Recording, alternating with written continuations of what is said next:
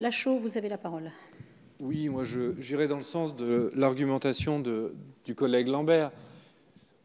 Je ne sais pas si vous avez regardé l'émission Cache Investigation de mardi, mais on voit bien le poids des lobbies du plastique, leur haine de cette loi de 2016 qui interdisait en France la commercialisation de produits plastiques, parce que bien évidemment, c'est le pollueur qui est responsable et ce n'est pas le fabricant de l'objet qui pollue. Et donc là, nous sommes dans la même logique et donc nous voyons le poids des lobbies sur notre Assemblée, car cet amendement, je suis désolé, mais il est l'expression même de l'intérêt des industriels et absolument pas l'intérêt qu'il ne représente absolument pas l'intérêt général, parce qu'un industriel, s'il doit changer ses modes de production pour pouvoir continuer à exercer son activité, eh bien il change ses modes de production et il a le temps de le faire en 18 mois.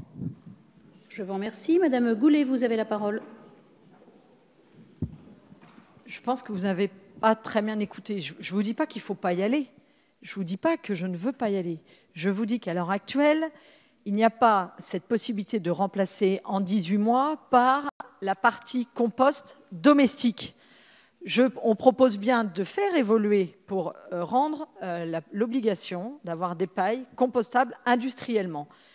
Je pense aussi qu'il ne faut pas renverser les choses. S'il y a des pailles dans la mer, ce n'est pas les industriels qui les mettent. C'est vous, c'est moi, c'est tout le monde qui ne font pas attention à leurs déchets. Donc ne faisons pas non plus payer, ne faisons pas payer aux industriels qui sont prêts à changer. Sauf que les machines, monsieur, les machines qui vont permettre par la suite de passer sur ces pailles en plastique, il faut quand même qu'on les construise.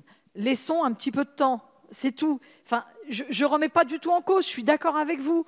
On demande juste voilà, qu'on passe par une phase intermédiaire de compost industriel en 2020 et compost domestique en 2023. Je vous remercie. Monsieur Ruffin, vous avez la parole.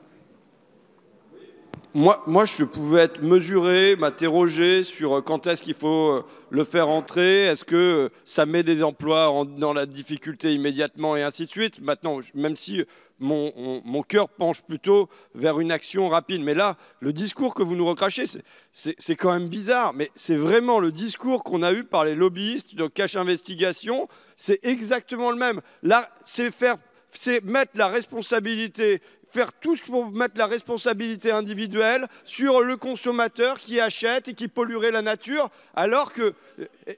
Pardon ? Mais oui, mais parce que là, on entend directement le discours des lobbyistes. Mais je suis désolé, mais